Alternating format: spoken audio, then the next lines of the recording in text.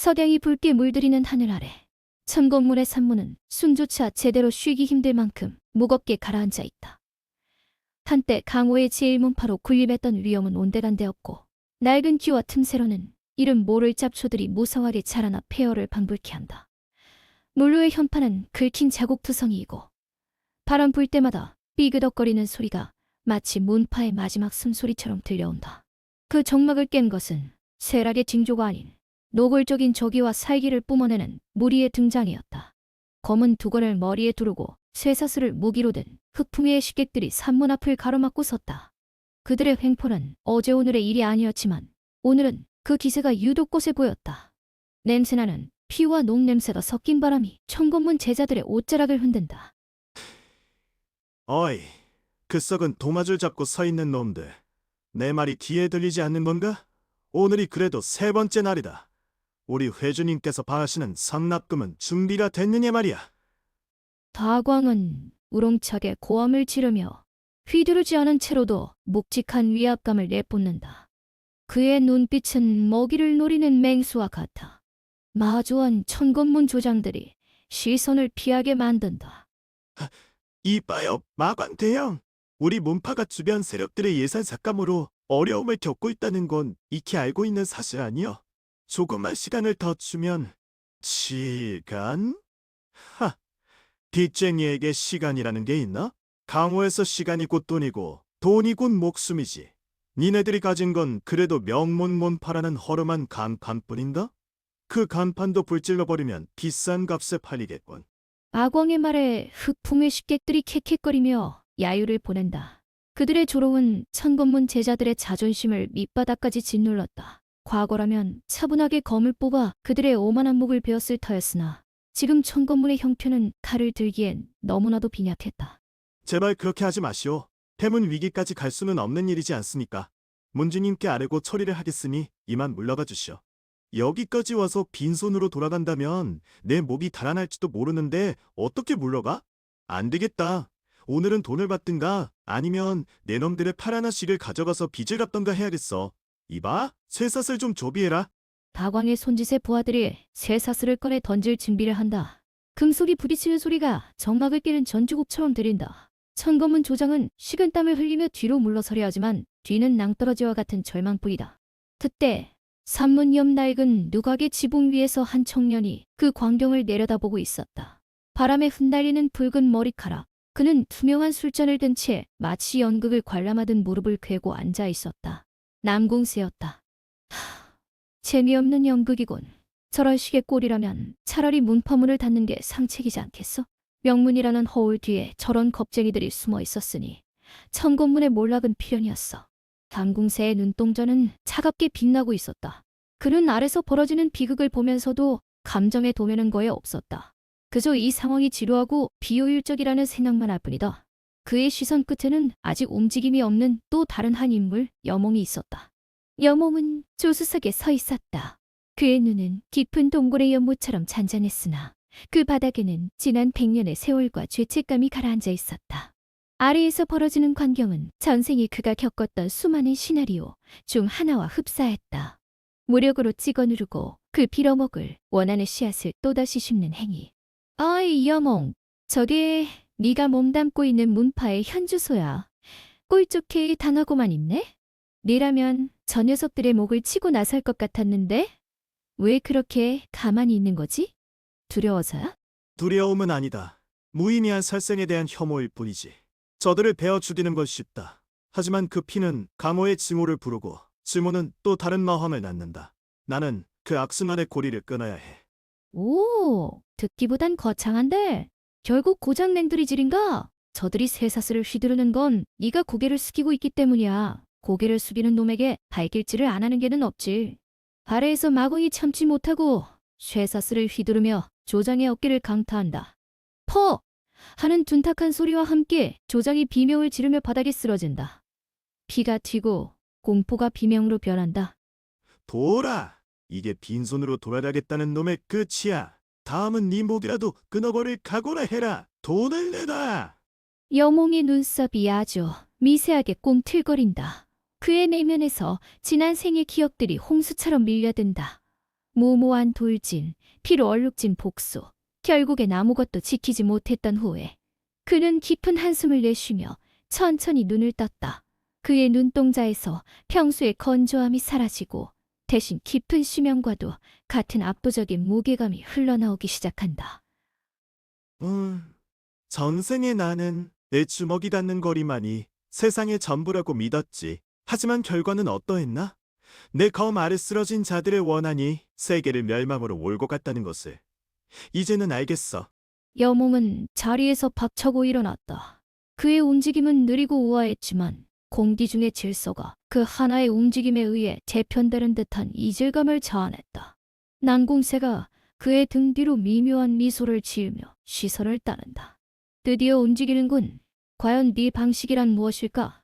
칼을 뽑지 않고 저 광기를 잠재울 수 있다니 나로서는 상상도 못할 연출이야. 보여줘, 여몽. 여몽은 산문을 향해 천천히 걸어 내려간다. 그의 발소리는 거의 들리지 않았으나 그가 내려온 곳마다 바람의 흐름이 멈추는 듯했다. 소란스럽던 흑풍 위의 식객들이 본능적으로 뒤를 돌아본다. 물루 그림자 속에서 걸어 나오는 한 인물. 검은 무명복 위로 흘러내리는 붉은 머리카락. 누구냐? 감히 이 자리를 가로막고 서서는. 시끄럽군. 귀를 자극해서 속이 울렁거린다. 어몽의 목소리는 마치 깊은 동굴 안에서 물방울이 떨어지는 듯했다. 높이 뱉지 않아도 마광과 그의 부하들의 가슴팍을 무겁게 짓누르는 위압감. 그것은 단순한 소리의 파동이 아니었다. 살아있는 생명체가 느끼는 본능적인 공포의 파동. 건방지게. 여기가 어딘지 알고 말하는 거냐? 마광이 화가 머리끝까지 차올라 쇠사슬을 들어 여몽을 향해 휘두르려 했다. 하지만 팔을 드는 순간 그는 자신의 의지와는 상관없이 팔이 얼어붙는 듯한 감각을 느꼈다. 아니다. 팔이 얼어붙은 게 아니다.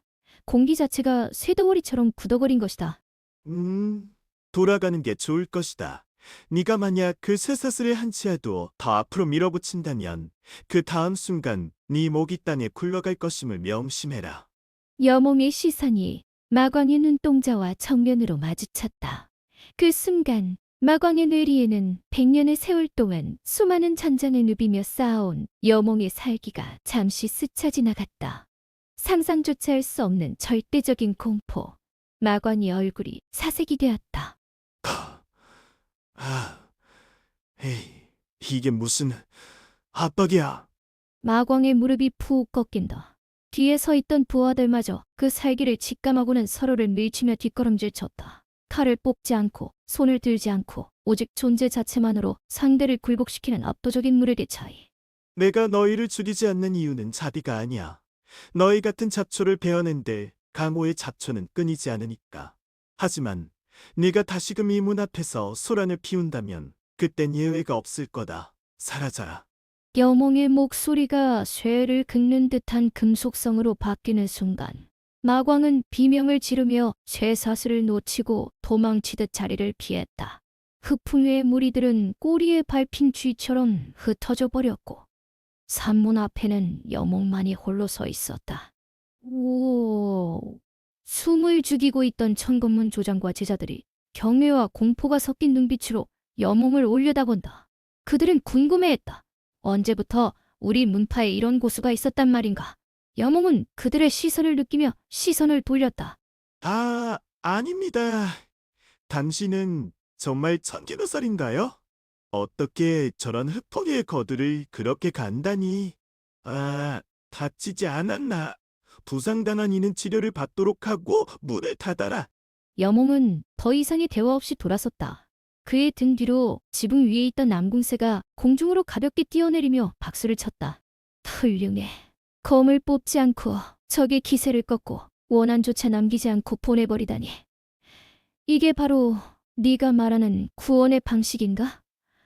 확실히 흥미로워졌어. 원은 아직 멀었어. 이건 고작 빗물을 피하기 위해 잠시 우산을 쓴 것과 같지. 진짜 폭풍은 아직 오지 않았으니까. 거몽은 붉게 타오르는 석양을 등지고 무거운 발걸음으로 문파 안으로 걸어 들어간다. 쇠락해가는 문파의 위기는 잠시 가시졌으나 영웅이 짊어지고야 마을 운명의 무게는 그보다 훨씬 거대하고 어두웠다. 100년 전의 과거로 돌아왔지만 그가 넘어야 할 열두 경계의 어둠은 여전히 그를 기다리고 있었다.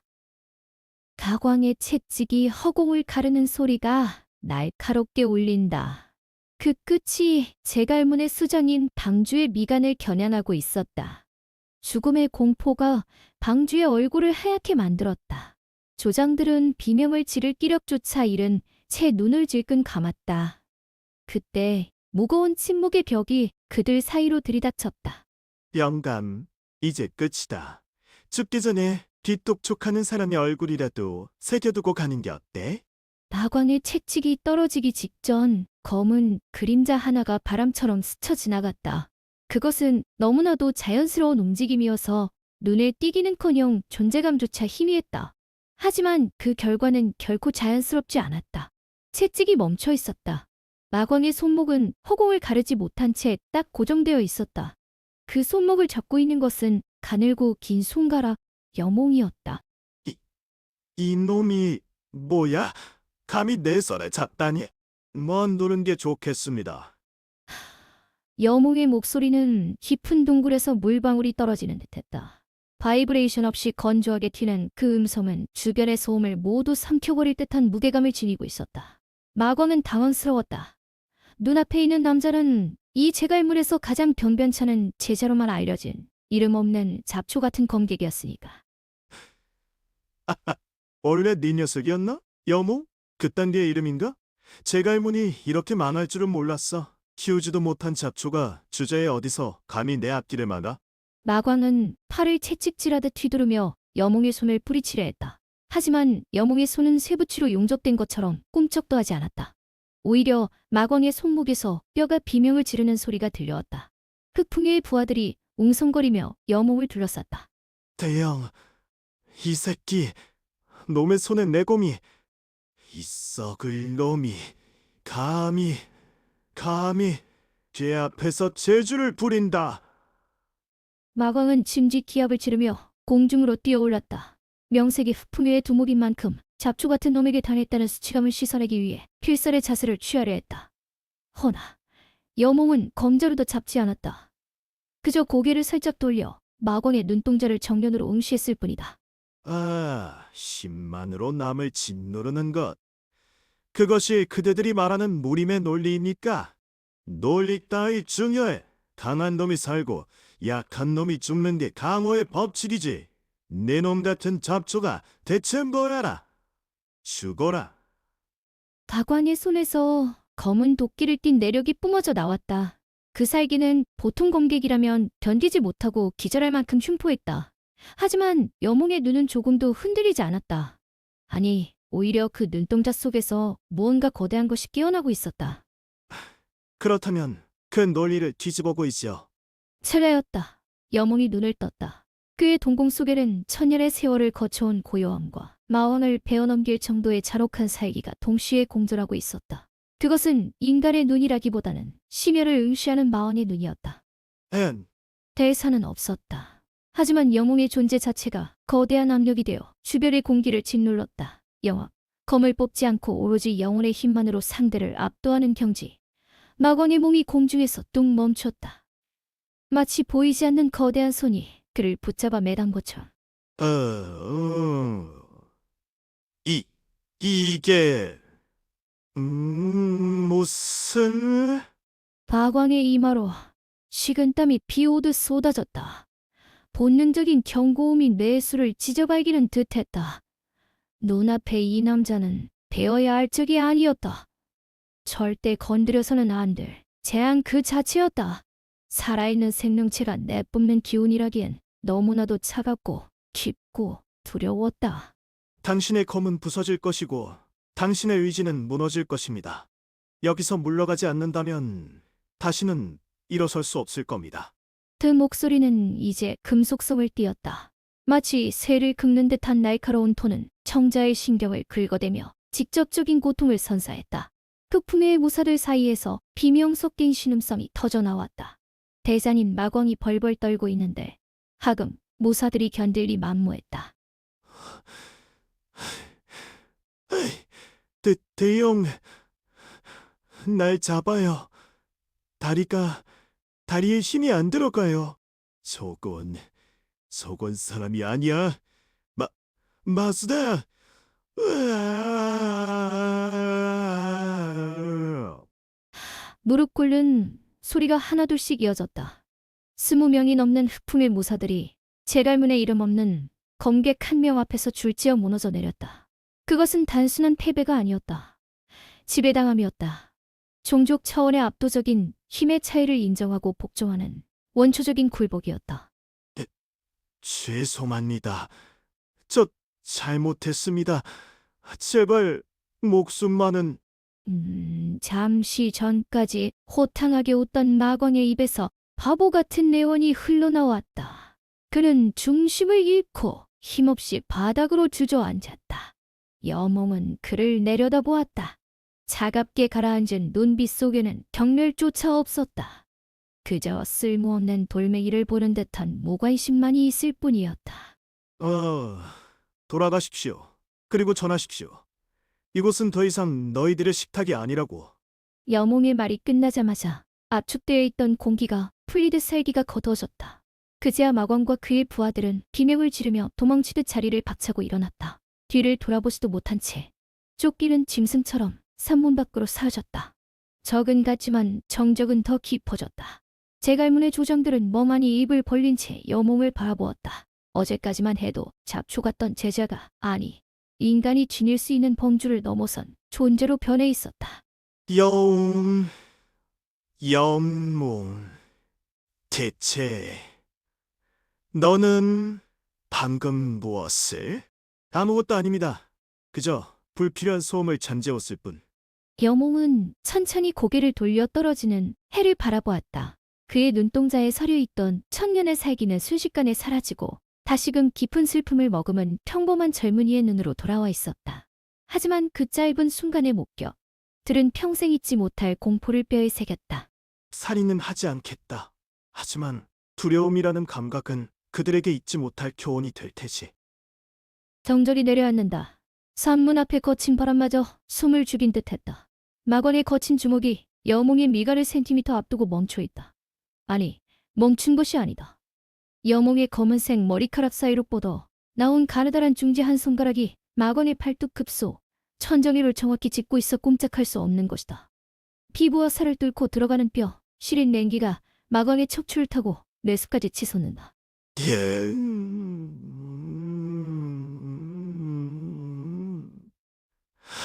이게 무슨 술법이냐?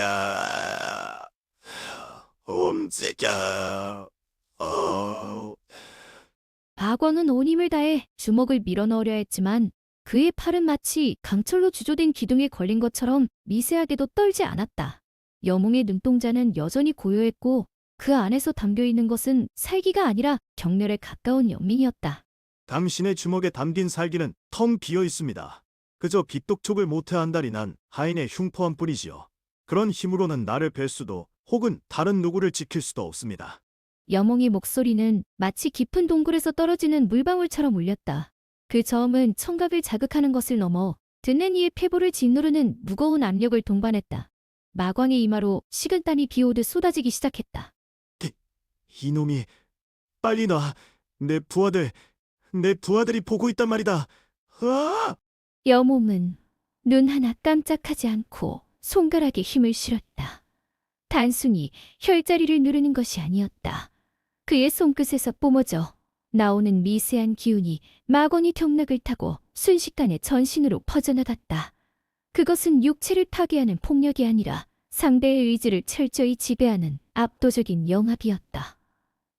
조용히 하십시오. 당신의 심장이 지금 너무 빨리 뛰고 있습니다. 이대로라면 터질 것 같군요. 거기 천식의 기운이 역류하는군요. 선천적인 심장 질환을 가지고 계셨군. 주위를 둘러싸던 풍의 부하들과 문파의 조장들이 숨을 삼켰다. 검을 뽑지 않고 가까이서 보지도 않았는데 상대의 병세까지 꿰뚫어 보다니. 여몽의 손가락이 미세하게 떨렸고 마고는 그 자리에 힘없이 무릎을 꿇어버렸다. 넌 대체 누구냐? 내 몸 안에 있는 통증까지 어떻게 아는 거지? 구름 사이로 햇살이 비치듯 여몽의 눈빛이 살짝 흔들렸다. 그는 죽어가던 마황의 눈동자, 그리고 100년간 자신의 검 아래 쓰러져간 수많은 이들의 얼굴을 떠올렸다. 죽이는 건 쉽다. 하지만 죽이지 않고 굴복시키는 것, 그리고 그 빚을 이용해 자신의 길을 여는 것. 그것이 여몽이 선택한 새로운 길이었다. 당신의 목숨을 거두는 건 나에게 아무런 보람도 없습니다.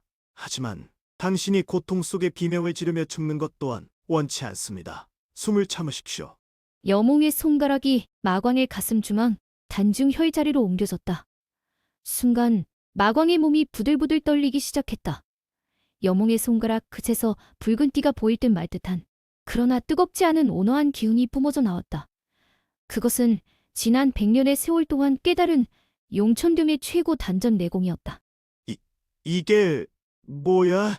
차가운 줄 알았는데 안에서부터 뜨거워.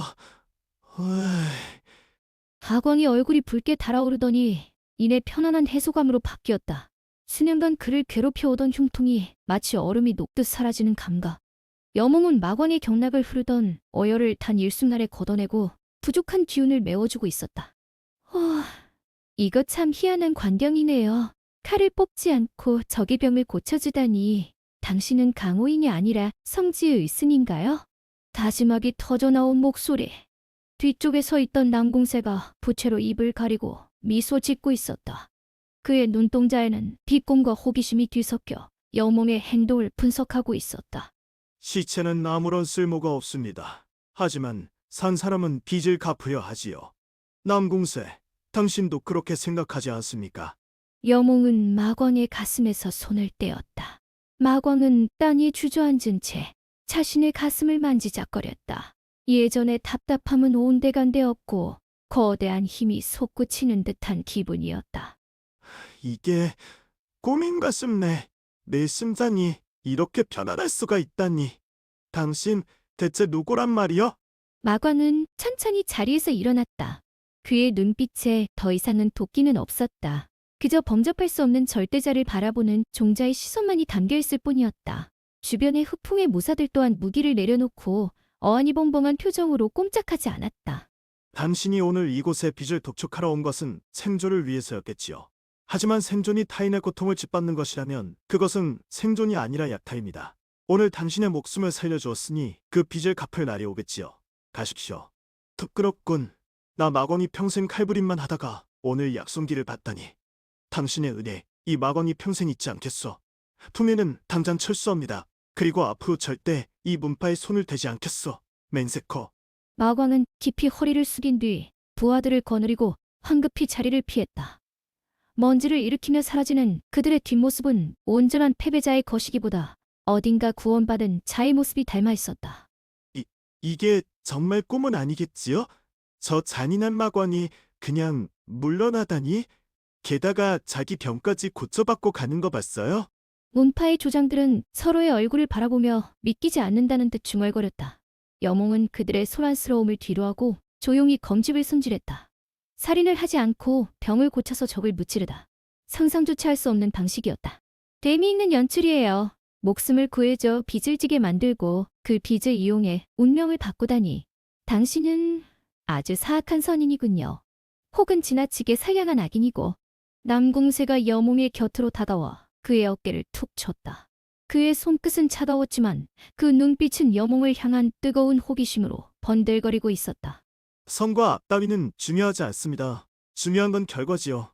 오늘 죽이지 않고 넘어간 그 생명이 훗날 내가 가는 길에 다리가 될지 혹은 걸림돌이 될지는 아직 아무도 모르는 일입니다. 여몽의 시선이 멀리 수평선 넘어 펼쳐진 강호의 풍경을 향했다. 그의 눈동자에 비친 세상은 더 이상 검과 피로 물든 전장이 아니었다.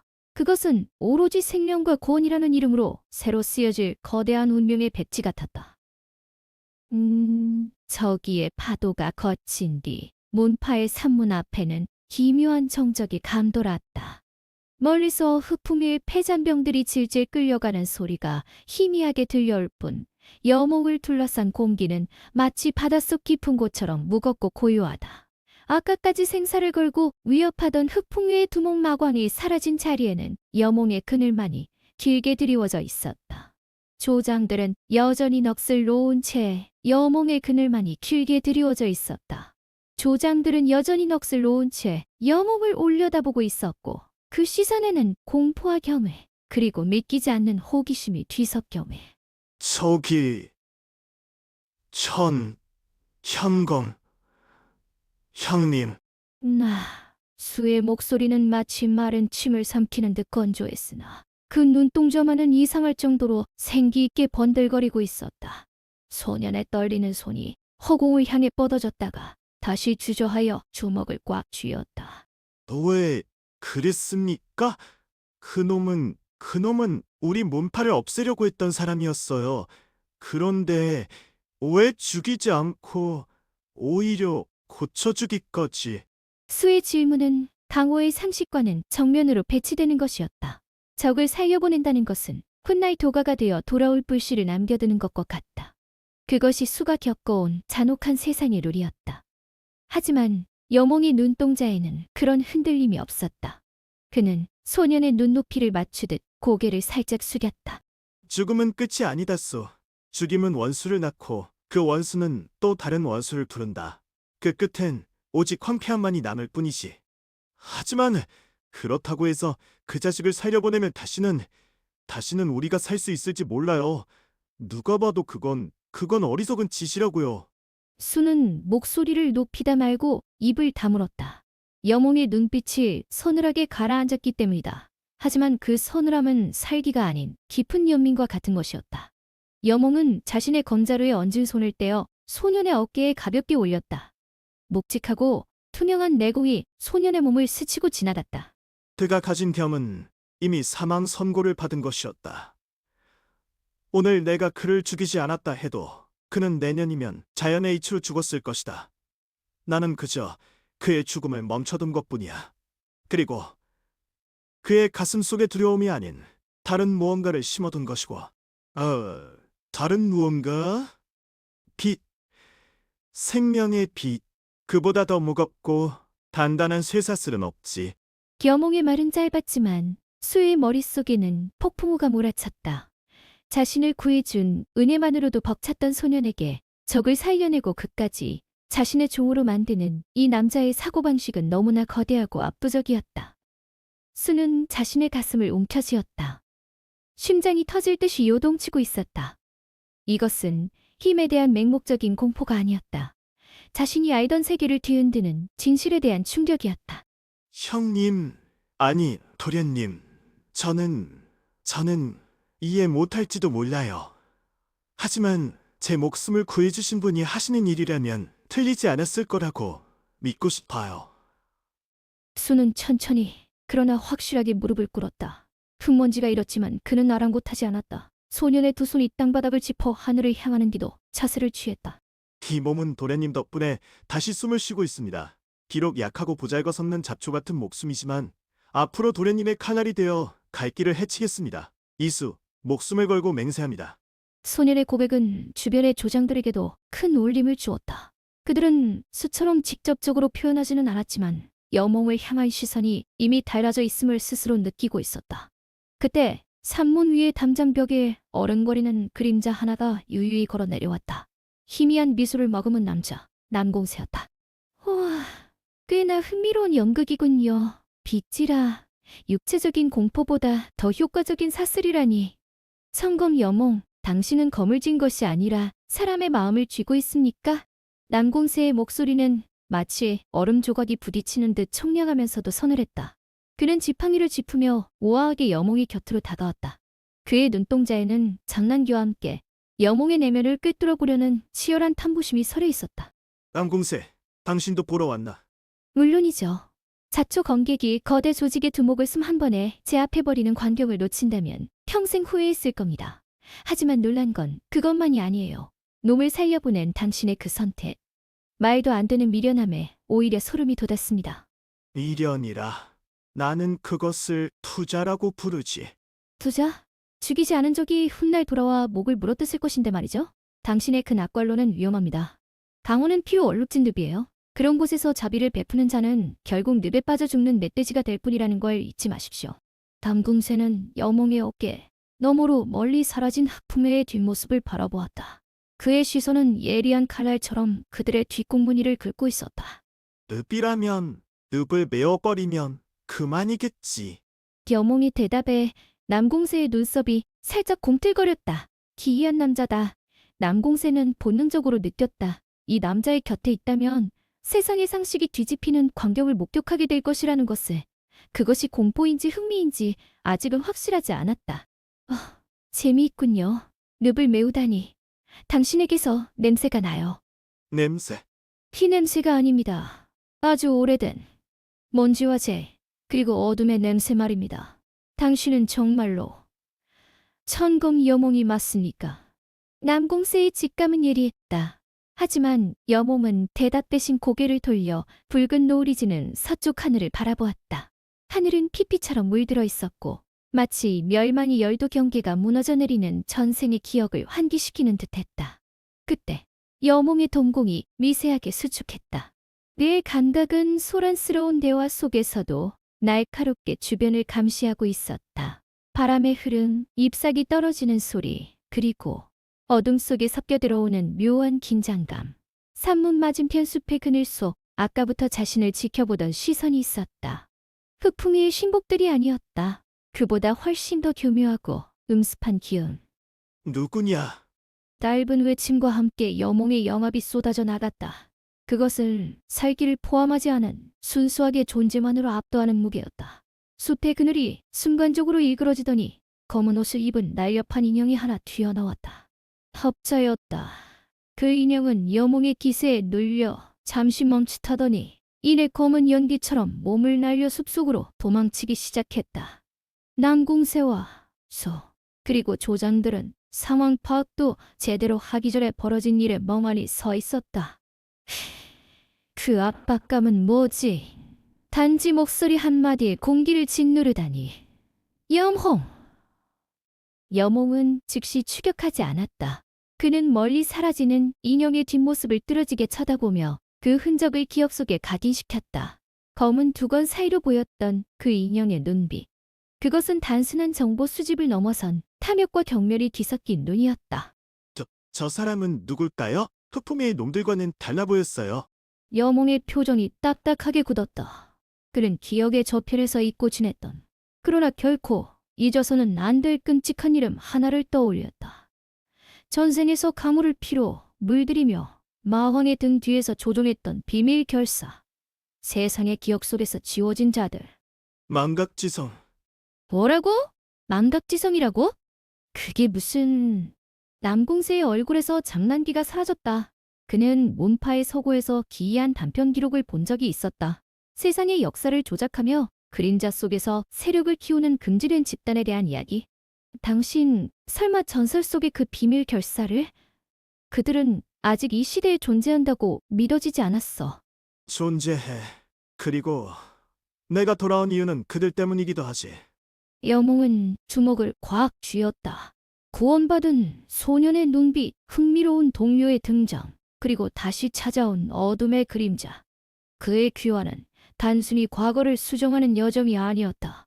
가장 깊은 어둠을 상대로 한 전쟁의 서막이었다. 노을은 이제 거의 사라지고 문파의 산문에는 긴 그림자가 드리워졌다. 구원받은 자들은 희망을 품었지만 여몽은 알고 있었다. 진정한 시련은 이제부터 시작됨을. 어둠의 그림자가 거치지 않는 한 진정한 구원은 없다는 것을. 이미 시작되었군. 멸망의 카운트다운은. 산문 앞의 정막이 무겁게 내려앉는다. 멀리 사라진 흑풍의 뒷모습과 그들이 남기고 간 먼지가 석양에 붉게 물들었다. 여몽은 시선을 거두지 않은 채 그 붉은 노을을 응시한다. 그의 눈동자에 비친 것은 물러가는 적들이 아니라 훨씬 더 거대하고 소름 끼치는 미래의 그림자였다. 주위의 조장들은 아직도 심장이 터질 듯 뛰는 것을 진정시키지 못한 채 서로의 얼굴만 바라볼 뿐이다. 정말 가버린 거야? 그 흑풍의 마관이가 빈손으로 도망치지도 않고 한복에 고개를 숙이고. 조장의 떨리는 목소리가 정적을 깬다. 여몽은 천천히 고개를 돌려 그들을 내려다본다. 그의 표정은 변함이 없지만 그를 바라보는 이들의 눈에는 더 이상 이름 없는 잡초 같은 검객이 아닌 범접할 수 없는 절대자가 비치고 있었다. 그들은 떠난 게 아니다. 잠시 물러섰을 뿐이지. 그들의 배후에는 우리가 상상조차 하기 힘든 거대한 어둠이 깔려 있으니까.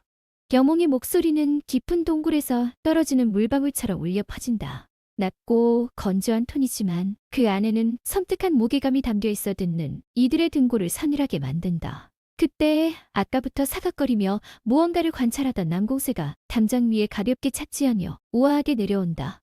그의 입꼬리는 흥미롭다는 듯 살짝 올라가 있다. 참으로 기묘한 연출이군. 칼을 빼지도 않고 단 한 명의 목숨도 거두지 않고 군사를 물리치다니.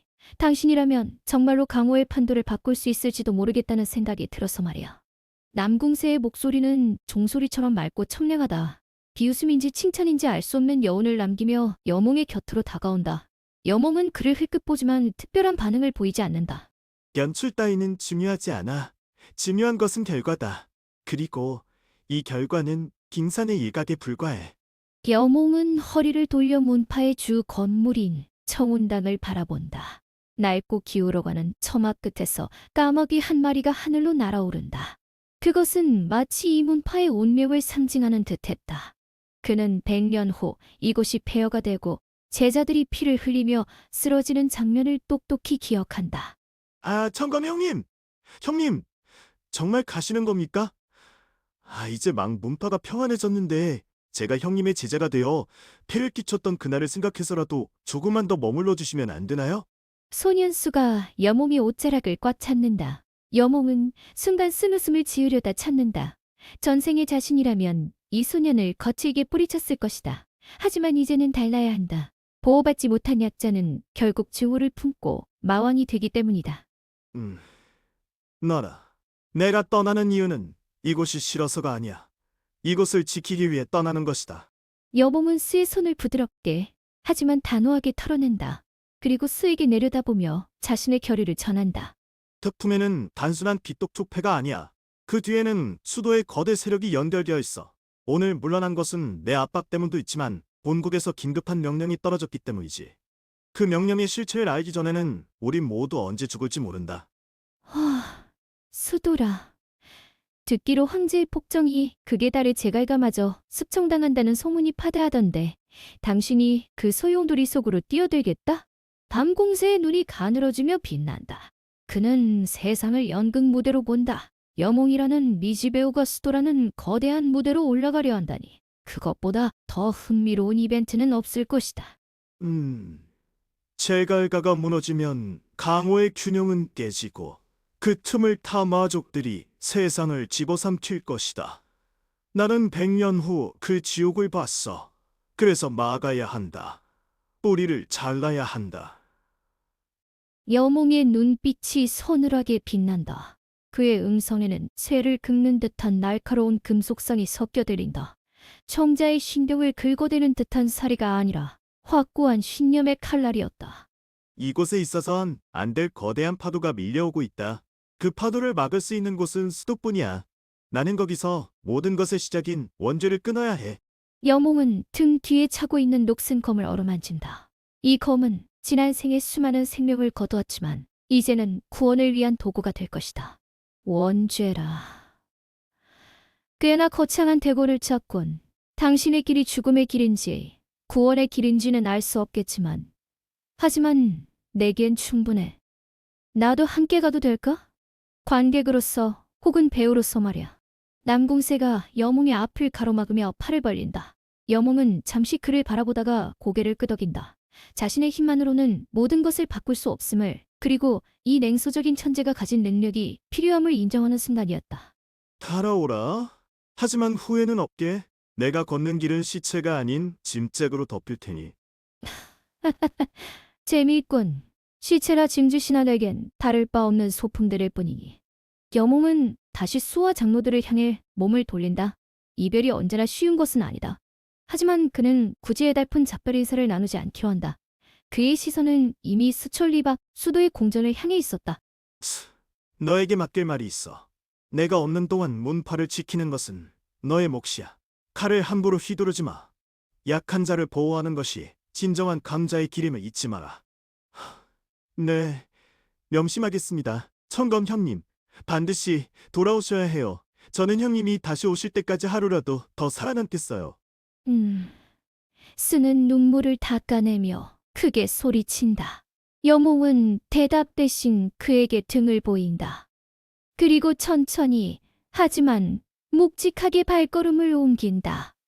한 걸음, 두 걸음. 그의 발소리는 마치 운명의 시간을 째는 듯했다. 산문을 빠져나온 길, 황혼이 길을 붉게 물들이고 있었다. 여몽과 남궁새는 나란히 걷는다. 여몽은 품에서 낡은 지도 한 장을 꺼내 펼친다. 그 위에는 수도의 지형과 붉은색으로 표시된 몇 군데의 점이 찍혀 있었다. 그것은 미래의 지식이 빚어낸 예지의 지도였다. 밤길도 밤길인데 거창한 지도를 보고 가는군. 어디가 첫 번째 말인가? 제갈가의 영지. 거기서 멸망의 열두 경계중 하나가 무너지기 시작했어. 가서 뚜껑을 열어봐야겠지. 여몽의 손가락이 지도의 한 지점을 강하게 누른다. 바로 그곳에서 100년 후 마왕의 탄생을 알리는 첫 번째 피해 사건이 발생했었다. 이번에는 그가 주인공이 되어 비극을 희극으로 바꿀 차례다. 제갈가라. 지금 수도에서 가장 핍박받는 가문이지. 당신이 거기 뛰어들어 무슨 수를 쓰려는 건지 기대되네. 내 안주를 너무 서두르지 마라. 나의 새로운 친구여. 남궁새가 피식 웃으며 여몽의 어깨를 두드린다. 여몽은 그의 손길을 피하지 않는다. 얼음장을 깨는 듯한 남궁새의 목소리가 어둠이 내려앉는 산길에 울려 퍼진다. 친구라. 그 단어가 내 입에서 나올 줄은 몰랐군. 하지만 이번 생에는 달라질지도 모르지. 두 사람의 그림자가 길게 늘어진다. 그들이 향하는 곳은 앞이 보이지 않는 어둠 속이다. 하지만 여몽의 눈에는 그 어둠조차 이미 꿰뚫어 보이고 있었다. 거대한 음모의 시작은 바로 지금 이 두 사람의 발걸음과 함께 시작되고 있었다.